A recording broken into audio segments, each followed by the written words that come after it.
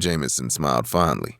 Yes, I remember her. She was 4 years younger than I was. However, I remember her well since I used to hang out at their place quite a bit. Well, she's the one who placed the ad. Jamison glanced back down at the ad, saw the initials KF, and now knew what they stood for. Kendal Fischer.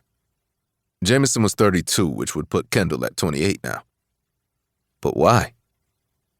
With a husband, she would have a stronger standing at the custody hearing. Right now, it's a single parent against a couple wanting to be two parents. She won't have a snowball's chance in hell of keeping her niece if she's single. This isn't liberal LA. No, it wasn't, Jamison thought. He then studied his cousin while she studied him.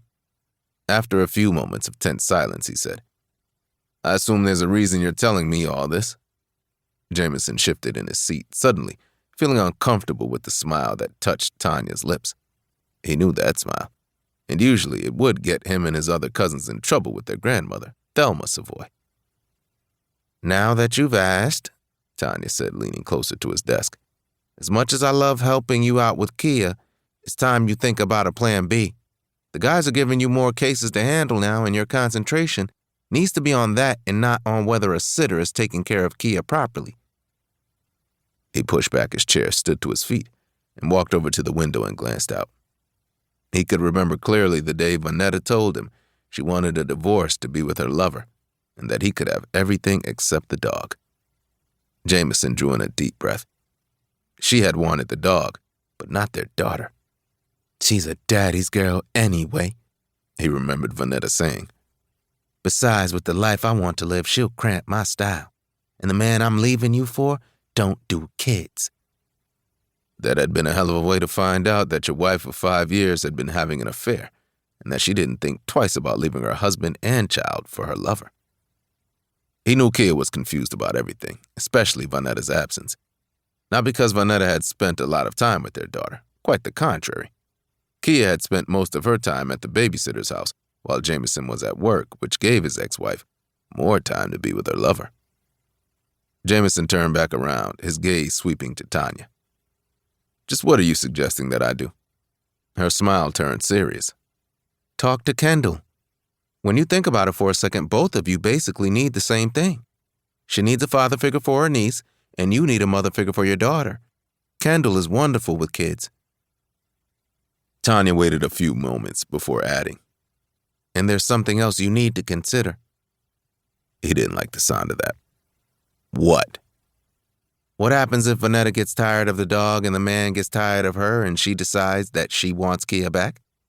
You won't stand a chance as a single father against a mother who wants her child.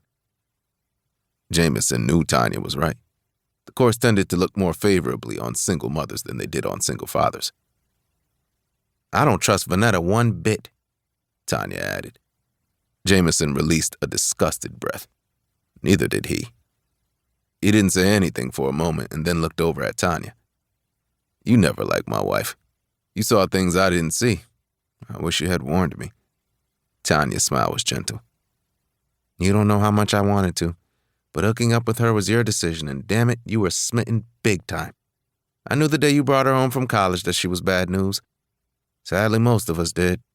You're pretty astute when it comes to reading people, so I figured that eventually you'd wise up. But when you came home and announced the two of you were getting married, I figured evidently you hadn't. All you saw was a pretty face and a Coca-Cola bottle figure. Like most men, you were thinking with the wrong head. Tanya paused a minute and then said, Now to get back to that ad. To my way of thinking, getting married might help you all the way around. And it's not like you don't know Kendal. It's been years, he implored, inwardly telling himself the whole idea of doing such a thing was crazy, ludicrous at best. She probably doesn't even remember me. Tanya chuckled. Oh, I think she will. What makes you so sure? Tanya smiled again. No particular reason. Will you at least think about it? It's temporary, not until death do you part. I don't know. Tanya stood. Talk to her at least, just to confirm she's not loony in the head. Trust me, Kendal Fischer has plenty of sense. She's just in a tight fix right now, and you could help her out while she could help you out. She came around his desk and placed a kiss on his cheek. I'll see you at Grandma Thelma's for dinner on Sunday. I'll be there.